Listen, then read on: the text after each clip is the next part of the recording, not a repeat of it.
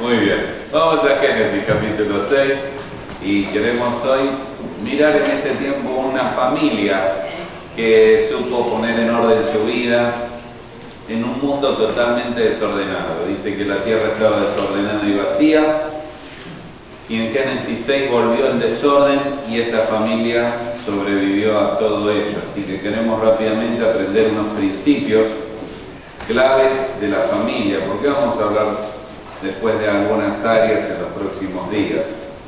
Yo voy a leer desde el verso 5. Y vio Jehová, Génesis 6:5, que la maldad de los hombres era mucha en la tierra, y que todo designio de los pensamientos del corazón de ellos era de continuo solamente el mal. Y se arrepintió Jehová de haber hecho hombre en la tierra, y le dolió en su corazón, y dijo Jehová: raeré de sobre la faz de la tierra a los hombres que he creado, desde el hombre hasta la bestia y hasta el reptil y las aves del cielo, pues me arrepiento de haberlos hecho. Pero Noé, un pero de diferencia, halló gracia en los ojos de Jehová. Estas son las generaciones de Noé, que fue un varón justo, era íntegro, es la palabra para perfecto en sus generaciones.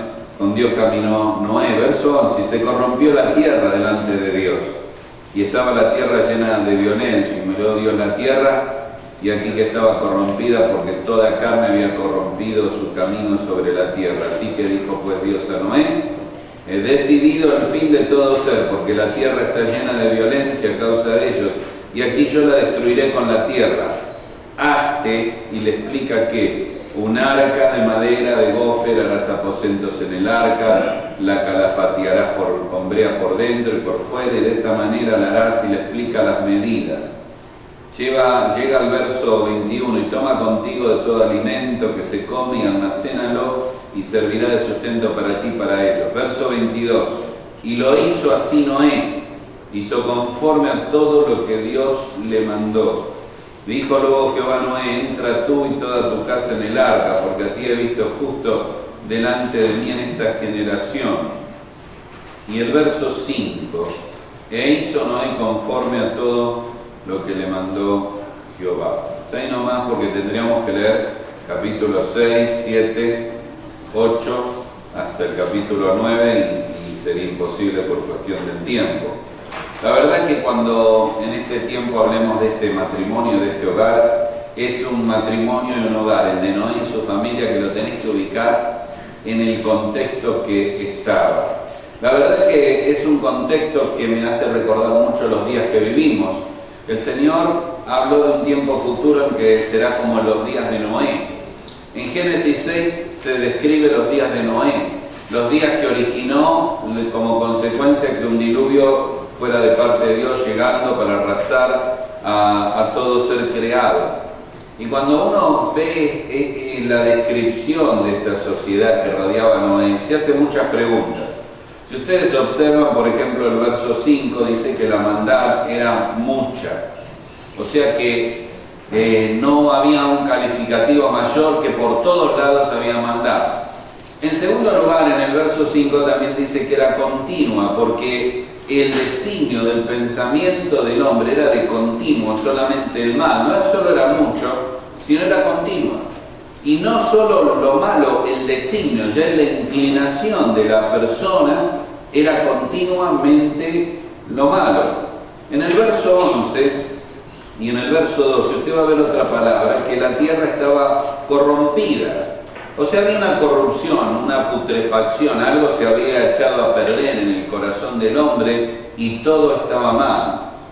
Luego usted puede agregar la otra palabra que Génesis presenta, dice verso 11, la tierra estaba llena de violencia, y luego dice el verso 12 la misma idea, hablando de que se había llenado la tierra, y aquí que estaba corrompida, porque toda carne había sido corrompida.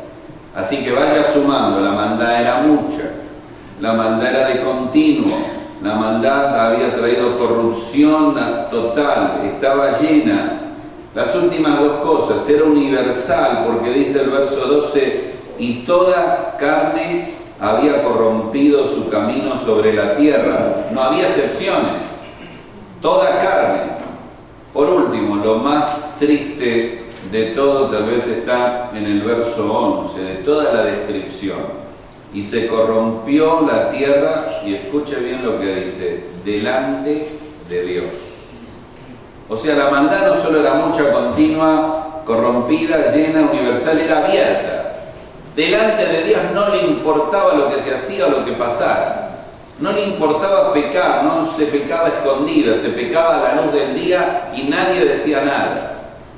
Ahora usted mira la generación de Noé y piensa en los días que vivimos. Hoy son días en que todo está aceptado, el pecado es aceptable.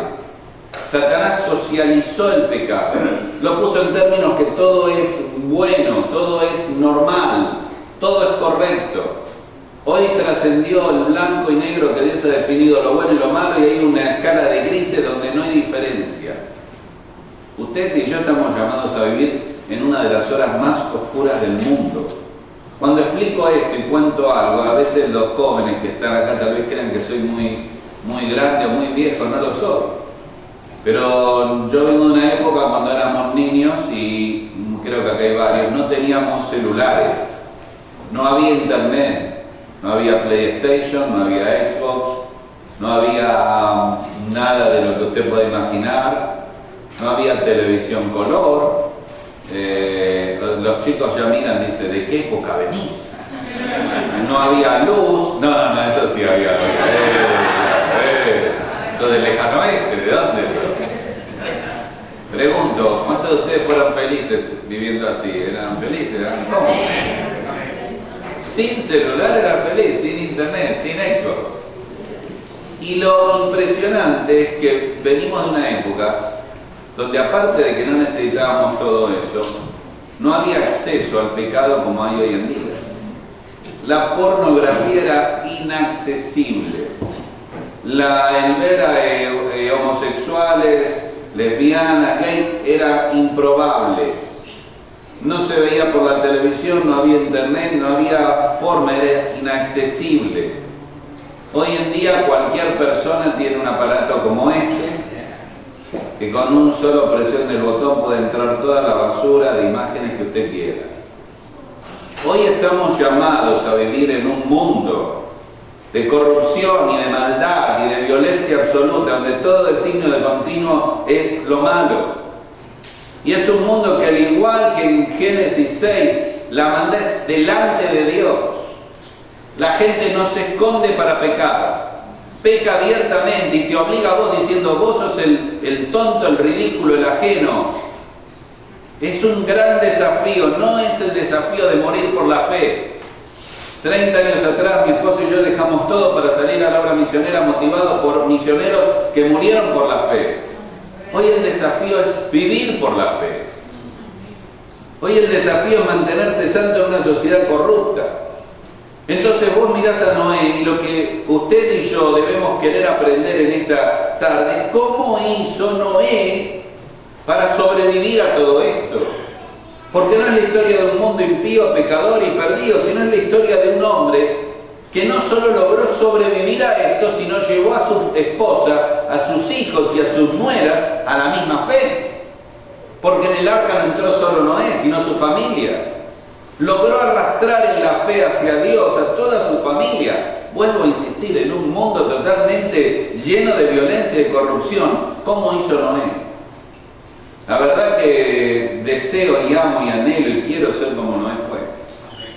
Porque creo que hay tres cosas claves que usted puede ver, hay más, pero tres que quiero mencionar. La primera cosa que usted debe y debemos aprender de Noé está en el verso 8. Pero Noé halló gracia. Ahora observe qué interesante. Lo primero, Noé halló la gracia de Dios. Quiero decirle que aquí hay una historia familiar complicada, ¿no? Porque no solo es una familia llevada a la fe, es una familia que va a ser expuesta y colocada dentro de un arca. ¿Usted sabe lo que es estar encerrado en un arca mes tras mes? ¿Usted alguna vez pensó que había una mujer que era la esposa de Noé que no tenía nombre? No tenía nombre, pero aquí no se coloca, no sabemos el nombre de ella. Que estuvo conviviendo todos esos meses con 3 nueras. Ahora está, ¿no? No era fácil. No sé cuántos de ustedes saben, Manuel es un erudito, pero no sé si sabe que suegra viene de su ogro. Porque la nuera no era de la familia. Y el novio no vio que la nuera no era de la familia y la suegra se convirtió en su ogro. Esto es griego, no, esto no es griego. ¿A usted le parece fácil? La esposa de Noé diciendo, mi amor, vení, sacame el elefante de la habitación. Se me metió el tigre. Uno observa una familia interna y externamente presionada y dice, ¿cómo halló la gracia de Dios? Ahora escúchenme bien. Esta es la primera mención de la palabra gracia en la Biblia. La verdad es que si usted observa la historia de Génesis, ya la gracia fluye por todos lados. Porque cuando Dios le da todas las posibilidades al hombre, el hombre las toma y las rompe, las quiebra y peca. Dios le dio el matrimonio, el hogar, el lugar, la vida, la salud, la comida, todo, y va y peca. En un acto deliberado de ir en contra de lo que Dios quiere, toma del fruto y come. Y cuando ya la condenación viene, porque la paga del pecado es muerte, Dios en su gracia le evita que entre y tome del árbol de la vida, porque si no hubiera sido peor, había comido el árbol de la ciencia del bien y del mal. Y Dios en su gracia lo expulsa del huerto para evitar mayores problemas. Y Dios en su gracia le promete, Génesis 3:15, que la simiente de la mujer iba a nacer la redención, la promesa de salvación. De María nace Cristo. Era el anticipo de la promesa de la salvación por gracia. Así que ya Génesis va presentando la gracia de Dios, pero la palabra no figura. La primera vez que figura la palabra gracia aparece aquí, en una familia, en un mundo de oscuridad, que la necesita como nunca antes alguien lo hubiese necesitado. La Biblia no dice que Noé ganó la gracia de Dios. Usted lee el verso 8, porque Noé halló la gracia de Dios. Fue hallado por la gracia de Dios. Si usted y yo queremos tener un hogar a la manera de Dios, vamos a necesitar de la gracia de Dios. Ahora, no alcanza el dinero. Es bueno tener dinero, no es malo tener dinero. Mientras que sea usado de la manera correcta y ganado de la forma correcta, no alcanza. No alcanza el que nos amemos. No alcanza la vida íntima, no alcanza el hogar, no alcanza. Somos pecadores conviviendo y el pecado fluye. 2 personas juntas son 2 pecadores y vamos agregando hijos, y cada hijo es un pecador que agrega. Alguien me dijo, hermano, yo tengo 7 hijos, tengo un club de pecadores. Y todos conviviendo bajo un mismo techo, eso no es fácil. No es dinero, no es amor, no es... No, usted necesita y yo necesito algo más, la gracia de Dios. Ahora, cuando hablamos de la gracia de Dios, tenemos que explicar qué la Biblia dice de la gracia de Dios. Miren, las definiciones de ciertos diccionarios la han resumido de una manera equivocada. En realidad la palabra gracia comienza en el contexto de la historia cuando la mujer se inclina para dar a luz la vida. Así comienza en tiempos antiguos. Y luego la palabra fue un esfuerzo para dar algo y fue golpeándose en el tiempo y en la historia. Y los griegos la toman y dice dar algo sin merecerlo, favor inmerecido. Y la definición básica de cualquier diccionario bíblico dice gracia, favor inmerecido. Y es tan pobre la definición, porque gracia de Dios es más que favor inmerecido. Sí que es un regalo inmerecido, pero es más, gracia de Dios es todo lo que Dios es obrando a favor suyo, y para usted y para mí, sin merecerlo. No es solo un regalo que Dios da, es todo lo que Dios es obrando para mí y para usted. Y no se puede sobrevivir y llevar el matrimonio adelante sin la gracia de Dios. No hay técnica, secreto, no, es absolutamente la gracia de Dios. Acompáñenme por un momento, por ejemplo, en 2 Timoteo, capítulo 2. 2 Timoteo es la carta final que Pablo escribe, la última carta. Él está por partir a la presencia de Dios y va a darle los consejos a Timoteo.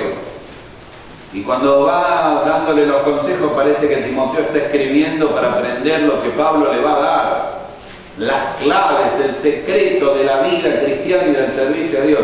Y en el verso 1 dice, tú pues. Tú pues es una expresión enfática, la repite varias veces, ¿no? Por ejemplo, en el verso 3 dice, tú pues. Luego dice, pero tú, en el capítulo 3, verso 10, en el capítulo 3, verso 14, pero persiste tú, en el capítulo 4, verso 5, pero tú.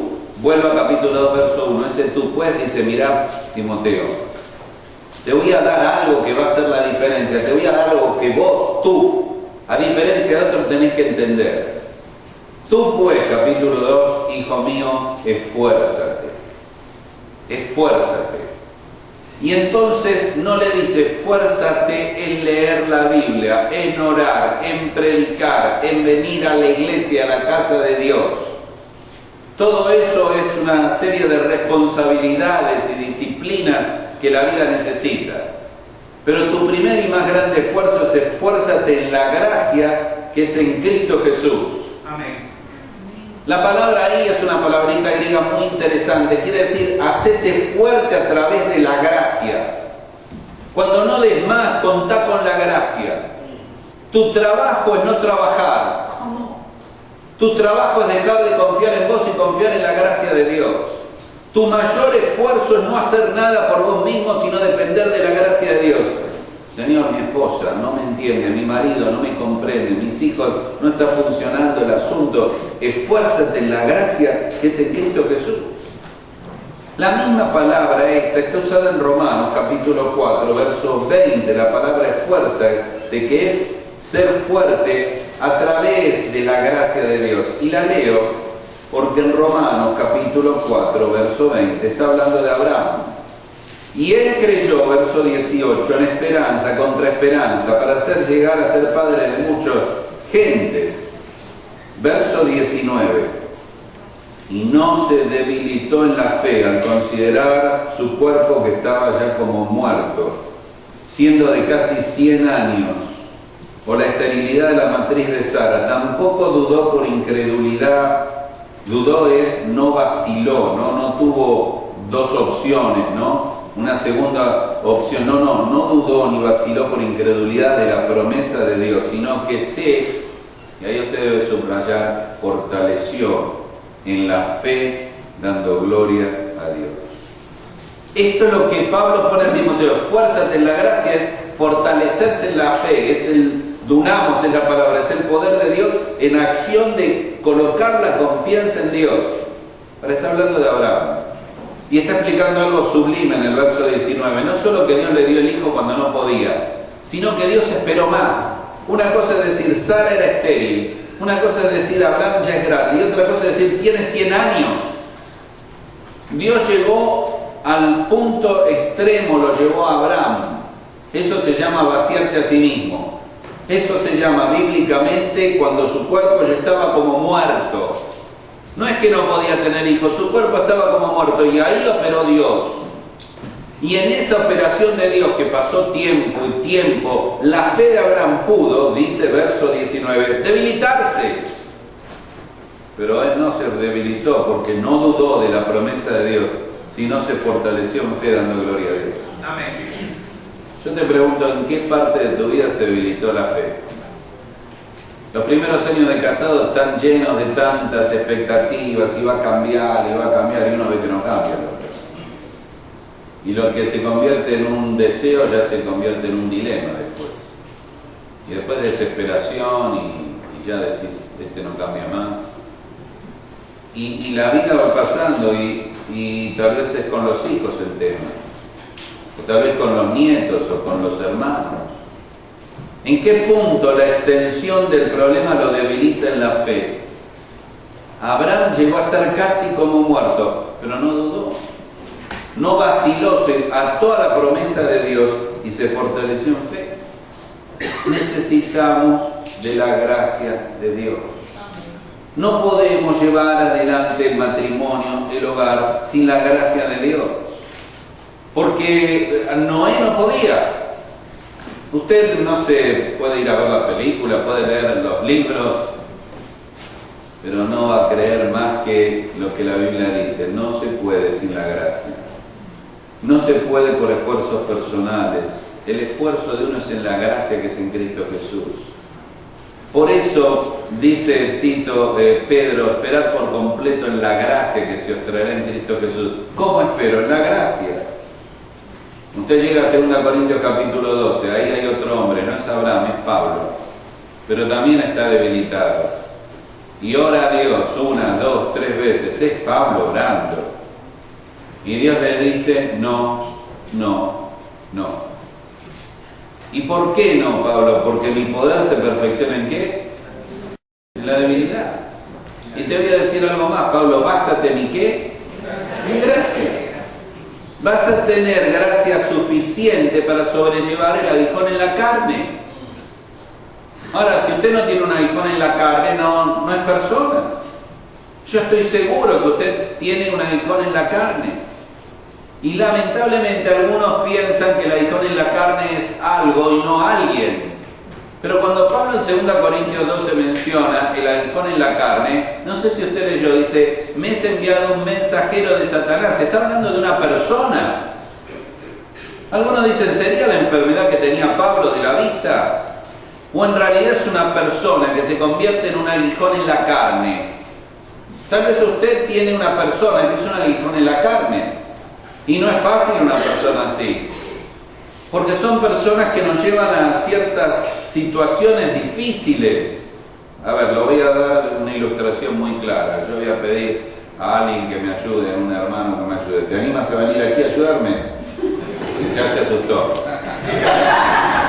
Acá. Muy bien, mira ahí a la gente. ¿Cómo es tu nombre? Manuel. Quiero pedirte algo sencillo, que te crucifiques. No me miró como diciendo. Hacé la mímica que te clavan los pies. Dale, hacé como que te clavan los pies así. Muy bien, ya está, uno está bien. Clavate el otro brazo, a ver. Muy bien. ¿Y ahora? ¿Y este? Te clavé el otro. Se me clavó. Muy bien, gracias. Usted no puede llegar a la cruz solo. Usted necesita a alguien que lo lleve a la cruz. Ya está pensando en alguien usted, ¿no? Es un aguijón en la carne. Estás hablando de mi esposo, estás hablando de mi esposa, de mi hijo, de mi hermano, de mi suegra, de mi nuera. Estoy hablando de alguien que lo lleva a la cruz. No podemos crucificarnos a nosotros mismos. Si en la cruz morimos al yo. Y son muertes liberadoras. Y cuando llegamos a ese punto donde el aguijón en la carne ya está excediéndose todo, dice, mi poder se perfecciona en la debilidad, así que Pablo, no te voy a sacar el aguijón en la carne, pero te voy a dar gracia suficiente. Noé, vas a hallar gracia suficiente para sobrevivir a la maldad de este mundo, a la corrupción de este mundo, a la basura de este mundo. Y va a ser una gracia tan grande que tu esposa, tus hijos y tus nueras van a ser arrastrados por la gracia de Dios. Porque no va a haber maldad en este mundo que pueda con la gracia de Dios. Porque cuando sobreabundó o abundó el pecado, dice Pablo en Romanos, ¿qué sobreabundó? La gracia. ¿Sabe que el pecado tiene límite? La gracia no. Siempre la gracia está por arriba de lo demás. Y es notable porque Pablo le dijo a Timoteo, esfuérzate en la gracia, y en el tiempo verbal, mire, es un modo imperativo. Se lo hago fácil, imperativo es una orden, vos esforzate, Timoteo, esfuérzate. Pero es un presente continuo, eso quiere decir, continuamente debes luchar para mantenerte en la gracia de Dios. Necesitas de la gracia de Dios, necesitas del Señor de gracia. Necesitas ser encomendados, encomiendo, Hechos capítulo 20, cuando los dejo a los ancianos de Efeso, a la palabra de su gracia, que tiene poder para sobreedificaros. Los encomiendo a la palabra de su gracia. Santiago dice, capítulo 4, el Señor da gracia a los humildes, pero resiste a los soberbios. El problema de nuestros hogares es soberbia, y si la dejamos, la gracia de Dios fluye. Hemos detenido la gracia de Dios y no puede fluir libremente, y solo la gracia de Dios va a rescatar tu hogar y el mío. Es la humildad de decir, Señor, soy débil, y cuando soy débil tú eres fuerte, y cuando soy débil soy fuerte, porque en mi debilidad perfeccionas tu poder. Por eso le quiero agregar algo más. Esfuérzate en la gracia, no es solo ser un receptor pasivo. La fuerza del verbo es que yo actúo en confiar en la gracia de Dios. Por eso Pablo dijo, no yo. Todo lo que ustedes puedan ver de mí es verdad, pero no yo, sino la gracia de Dios conmigo. Ahora vuelvo a repetir lo que hoy quise explicar. Lo único que puedo decir de mi vida es la gracia de Dios. No puedo explicar otra cosa. Por eso me encanta tanto esa canción que dice que otros no ven lo que tú y yo sabemos, que si no fuera por tu gracia. Imposible. Mi querido hermano o hermana, no podés sin la gracia de Dios. Es una gracia tan sublime, tan plena.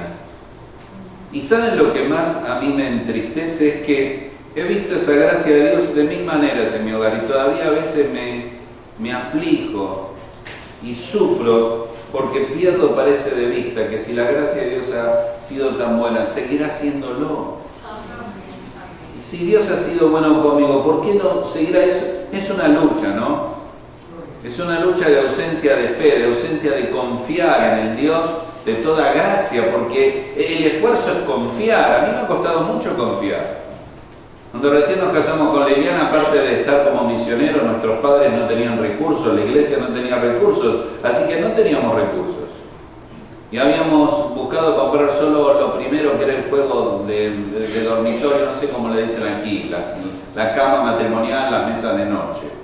Eso es lo más importante al empezar, ¿no? Porque en una mesa podés comer pero no dormir. En la cama podés comer, dormir, hacer todo, charlar, pero en la mesa no podés dormir.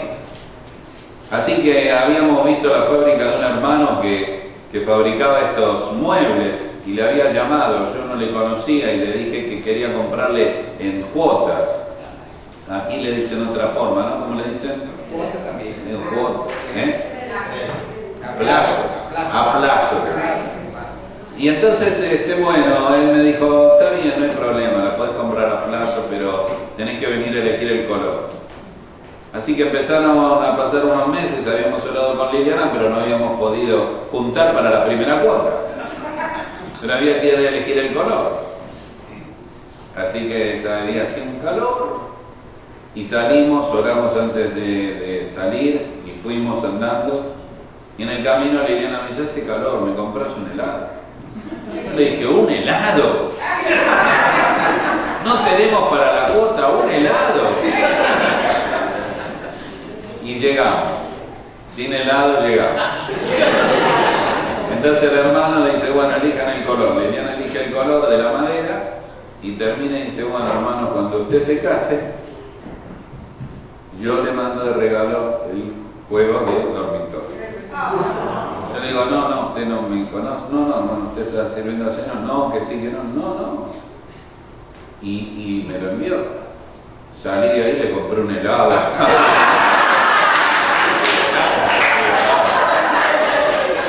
Escuche la historia. Todo muy lindo. Han pasado los años, muchas veces me olvido de esa fe. Como que la gracia de Dios ha obrado y a veces nos olvidamos de cómo obrar.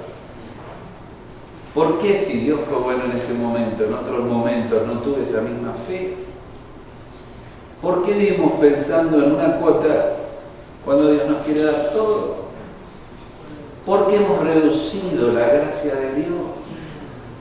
No es solo un favor inmerecido, es todo lo que Dios es, obrando hacia usted y por mí y para usted. Es la gracia. esfuérzate, Timoteo, en la gracia. Porque separado de mí, Juan capítulo 15, verso 5, el Señor dijo, nada podéis hacer. Primera cosa, halló la gracia de Dios. En segundo lugar, observe que dice, verso 13, dijo pues Dios a Noé, y verso 22 de Génesis 6, hizo Noé conforme a todo lo que Dios le mandó. En segundo lugar, Noé obedeció la palabra de Dios. No solo halló la gracia de Dios, obedeció la palabra de Dios y la obedeció de manera estricta, correcta, directa.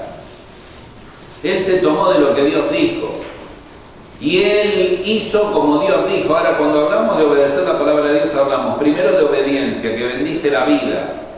Saúl quiso hacer todo menos obedecer y Dios le dijo, Saúl, obediencia quiere, ¿no qué? Sacrificio. Obediencia, Saúl, no religión. Obediencia, no venir a la iglesia. Obediencia, no ponerse la ropa de domingo. Obediencia. Quiero obediencia, Saúl, y vos no la has tenido. Dejaste a Agar, dejaste los animales, no me obedeciste. Obediencia estricta a la palabra de Dios. Ahora se imaginan a Noé armando un arca. Y entonces diciendo, bueno, la calafateó solo por adentro, por fuera no. Se le hubiera inundado. No, es por dentro y por fuera. Y bueno, y la harás de 300 codos, pero alguien viene y dice, no, esta madera la corté en 290 codos. No, 300 codos, no, deja. No. Él se tuvo que apegar a la regla, como Moisés dice que hizo el tabernáculo de acuerdo al modelo que se le reveló en el monte. Uno debe apegarse a la palabra de Dios. No podemos vivir en el hogar sin obedecer la palabra de Dios. Y discúlpeme, hermano, usted no puede jugar más a la Biblia, a leer un salmo acá y un evangelio y una parábola. Necesitamos leer los 28 capítulos de Mateo, los 16 de Marcos, los 24 de Lucas, los 21 de Juan, los 28 de Hechos, los 16 capítulos de Romanos, los 48 capítulos de Ezequiel, los 27 capítulos de Levítico. Usted y yo necesitamos toda la Biblia para toda la vida. Toda la Biblia, no una parte de la Biblia. Necesitamos tomarla, amarla, beberla. Yo no entiendo por qué si estamos enseñando la Biblia y el predicador tiene un apunte, las personas van a la escuela con papel y lápiz, y usted no tiene un papel y lápiz para anotar ahora. Y no se lo digo como dije ayer, ¿no? Y solo decir, no se lo dije para que se sienta mal, no se lo digo. No, se lo digo para que se sienta muy mal. Porque no es solo el predicador que está acá, es el hecho de decir, voy a anotar porque quiero aprender algo, voy a tomar algo de lo que Dios está en su palabra explicando. Y entonces dice, no, es que ya soy grande, es que yo no iba a la escuela, que me costaba. Pero que está como Moisés, que era tartamudo, y Dios le dijo, pero si yo di la lengua al hombre. Usted y yo debemos estudiar la Biblia, amar la Biblia, memorizar la Biblia para obedecer la Biblia. Amén. ¿Por qué? Porque el Salmo 119, 115 dice que lámpara es a mis pies tu palabra y lumbrera mi camino. Porque usted en la vida necesita dirección. ¿Qué hago con este dinero? ¿Cómo educo a este hijo? ¿Qué hago? Necesita la lámpara a los pies, que es la palabra de Dios. Porque usted necesita lo de Santiago capítulo 2, que se ve en la palabra de Dios como un espejo y se mira y dice, uy, qué feo que estoy, qué mal lo que hice, qué equivocada que está mi vida, y me miro en la palabra de Dios y cambio la vida por la obra del Espíritu de Dios, cambiándome por su palabra. Porque necesitamos la palabra de Dios, que en Jeremías, según Jeremías, es un martillo que quebranta la piedra. Porque usted y yo, no sé usted, pero yo soy muy duro. Y a veces Dios me tiene que dar muy duro para quebrantarme. Y aprender que la vida tiene que ser distinta. Porque estamos sedientos en la vida, insatisfechos, y la palabra de Dios es el agua que calma la sed y hace llenar la vida. Usted y yo necesitamos obedecer la palabra de Dios. Noé obedeció la palabra de Dios. Dios lo dijo y se acabó. Dios lo dijo y lo hizo. Dios lo dijo y lo cumplió. No importaba que no había llovido. No importaba que la gente se burlaba. No importaba que pasó año tras año tras año. Él obedeció. ¿Sabes? Sin Biblia no se puede. Mire, quiero mostrarle un texto. Ahora va a tener que conseguir un lápiz. Ya veo que para mañana todos traen lápiz, ¿no? Pero el Salmo 85:8 usted debe subrayarlo. Salmo 85, 8. Y este es un texto que habla de los locos. Usted dice, ¿cómo los locos? ¿Sí? ¿De los locos? ¿Usted conoce locos? Yo conozco varios. En mi iglesia tenemos un montón, mire. Usted me dice, ¿de veras? No. Le digo lo que dice la Biblia. Escuche bien, 85:8. Escucharé lo que hablará Jehová Dios. Lo que hablará Dios, su palabra. Porque hablará paz. ¿A quiénes hablará paz? ¿A los inconversos? No. A su pueblo y a sus santos.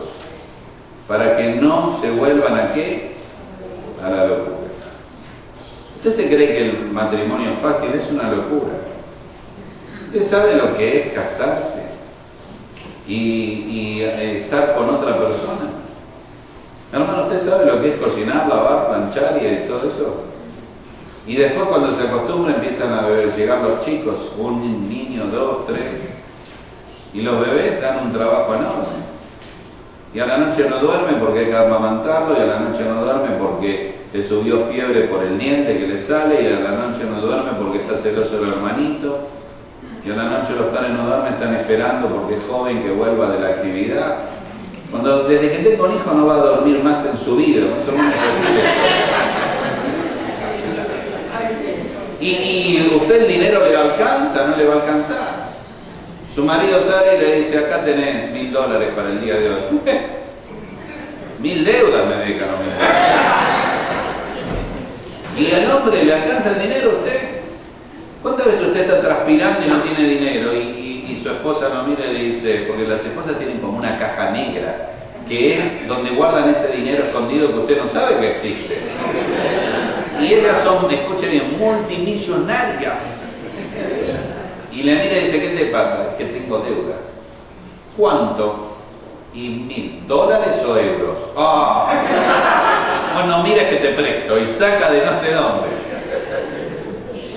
La realidad es que la vida es difícil. Criar hijos no es fácil. El dinero no alcanza.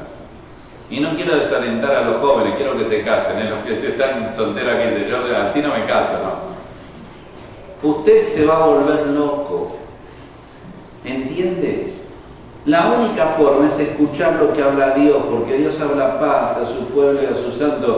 Dios trae paz a las mujeres en sus aflicciones, a los hombres en su desesperación. Tú guardarás en completa paz aquel cuyo pensamiento en ti persevera. Filipenses capítulo 4, y la paz de Dios, que sobrepasa todo entendimiento, guardará vuestras mentes y corazones en Cristo Jesús. La paz de Dios. ¿Y dónde la va a hallar? En la palabra de Dios. Noé no podía terminar el arca, pero se aferraba a la palabra de Dios. Noé oía las burlas, pero obedecía la palabra de Dios. Noé no sabía cómo iba a conseguir los recursos, pero tenía la paz de Dios que gobernaba su mente, porque estaba obedeciendo lo que Dios dice. Usted y yo debemos seguir el camino de Noé, obediencia a la palabra de Dios. Pero en último lugar, porque el tiempo ya casi se ha ido, cuando usted llega a Génesis 7, dice, hizo Noé conforme, 7:5, a lo que Dios había dicho. Él sujetó su vida a la voluntad de Dios. Conforme, se conformó a la voluntad de Dios. O sea, no solo halló la gracia de Dios, obedeció la palabra de Dios, se sujetó a la voluntad de Dios. Ahora es muy interesante esta palabra conforme a lo que Dios dijo. Porque en Romanos, capítulo 12, verso 2, dice, no os conforméis a este siglo. La palabra conformar es una palabra, no sigas el molde, era una palabra que se usaba para cuñar monedas. Entonces el cuño de metal golpeaba y golpeaba y golpeaba los metales y la moneda era igual. No te conformes, dice Romanos 12, a este mundo o a este siglo. No tengas la forma de este siglo. ¿Y qué hago? Transformate. Esa es la palabra que se usa en Mateo para transfiguración. Cuando Cristo se transfiguró, transfigurarte. ¿Y cómo me transfiguró? Por medio de la renovación. La palabra renovar significa hacer algo nuevo de lo alto en la mente. Dios tiene que renovar su mente. Su problema y el mío es que pensamos mal del matrimonio, pensamos mal del dinero, de los hijos, de la iglesia. Usted y yo debemos ser transfigurados en la mente. Desde lo alto Dios quiere hacer algo nuevo. Y termina diciendo, ¿para qué? Para que comprobéis, para que tengan una experiencia. ¿En qué? Lo que estamos hablando, en la voluntad de Dios, que es tres cosas: buena, agradable y perfecta. Eso es lo que hizo Noé. Se sujetó a la buena voluntad de Dios, agradable, buena y perfecta. Me encanta la palabra que Pablo usa, comprobéis. Eso es tener una experiencia, experimentar. Justamente hoy estoy recordando a este muchacho americano tan bueno que sirvió al Señor, que estaba en casa, que nunca había probado lo que en Argentina llamamos el dulce de leche. Dice que tienen otros nombres en sus países. Pero él no lo quería comer hasta que un día lo probó. Y lo probó y dijo, ¡qué bueno! Y se lo comió todo. Y se comía todo el dulce de leche. Y cuando volvió acá a Estados Unidos tenía una maleta llena de dulce de leche. No sé si no fue preso por contrabando de dulce de leche. Sencillamente un día fue y probó. Algunos han probado el pecado y han visto la basura, lo sucio, lo amargo que es. Si vos probás la voluntad de Dios, es lo más hermoso que hay. Es buena, agradable y perfecta. Miren, con nuestros hijos hemos hablado y lo mucho que hablamos no es que queremos que sean doctores, ingenieros, uno estudia ingeniería, otro arquitectura o arquitecto, no. Que eso delante de Dios vean qué es la vocación y la inclinación.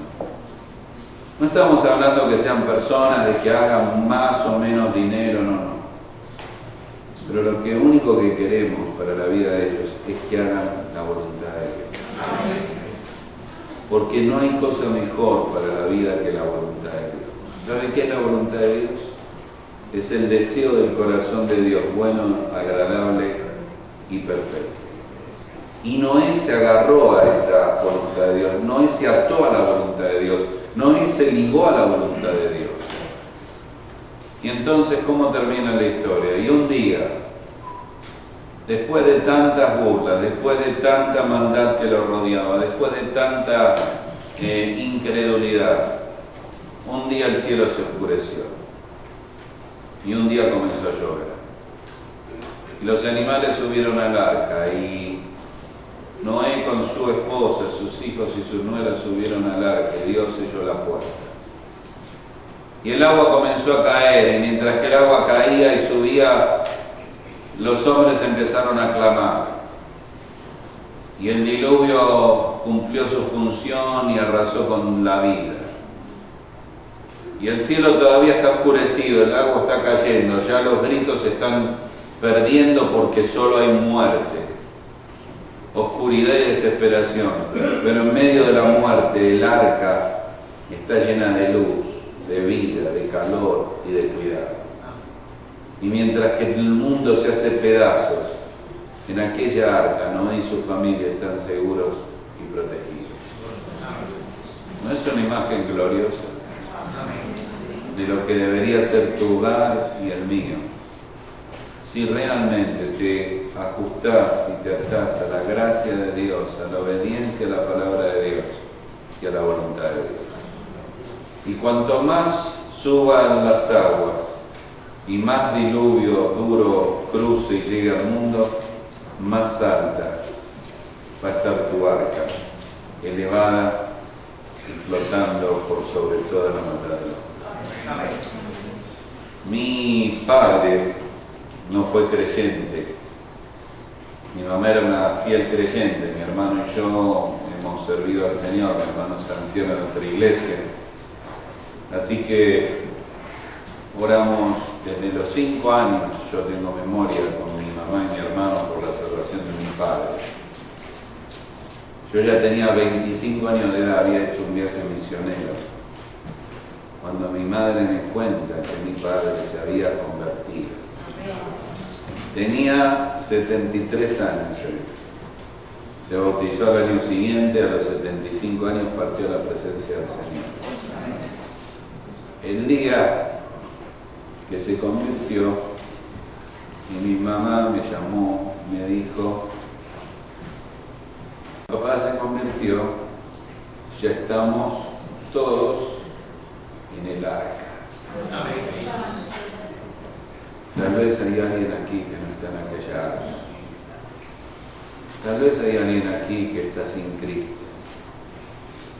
Tal vez hay alguien aquí que tiene una familia cristiana, eso no te hace cristiano. Yo me puedo quedar dormido en McDonald's, eso no me hace hamburguesa. No te hace cristiano venir a esta iglesia.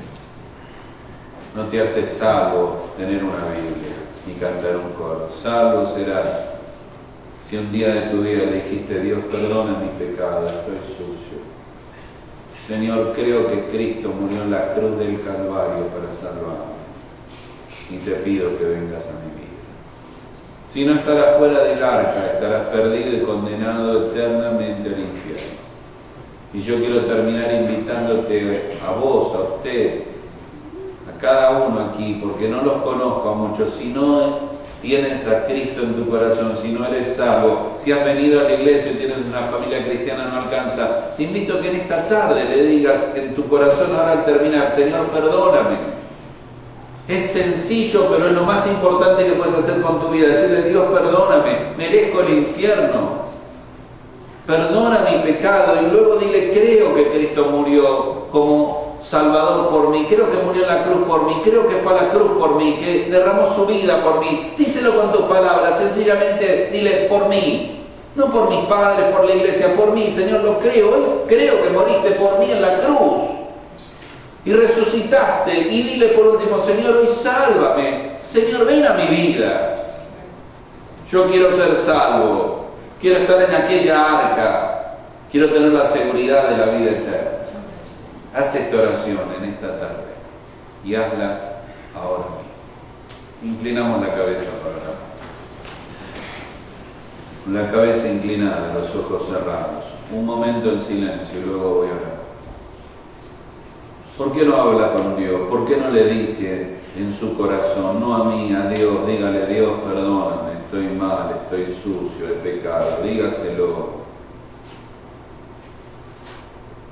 Dígale, creo en Cristo que murió por mí, necesito creer que fue a la cruz por mí, resucitó por mí, Él te amaba tanto, Él murió por ti, dio su vida para salvarte, dile sencillamente perdóname, dile creo en Cristo como Salvador.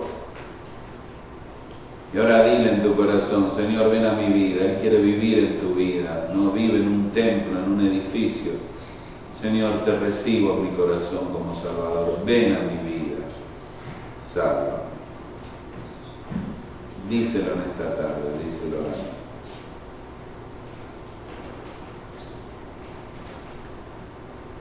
Mientras tenemos esta actitud de reverencia, voy a terminar orando. Quiero preguntar una vez, ¿usted oró así? Sí.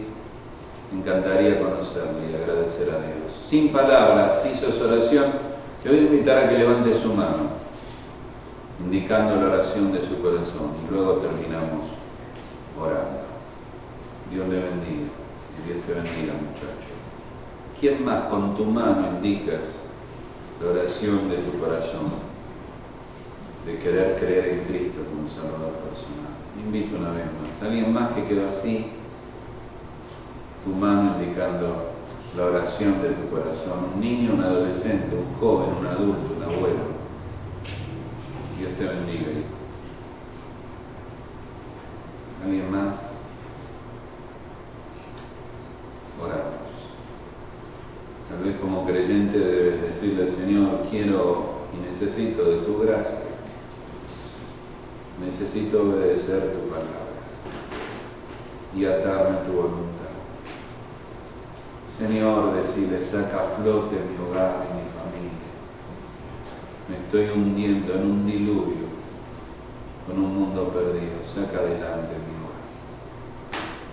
Querido Señor, gracias en esta tarde por tu palabra maravillosa. Gracias por un cuadro tan claro de Noé.